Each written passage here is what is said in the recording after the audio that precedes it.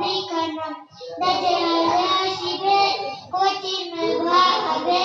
সজাগ হয়ে যাও মুমিন মুসলমান যারিক হাতে থাকবে জান্নাতে আরিক হাতে থাকবে জাহান্নাম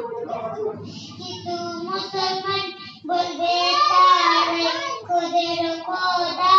সবই পারে কিন্তু মুসলমান বলবে তারে খোদের খোদা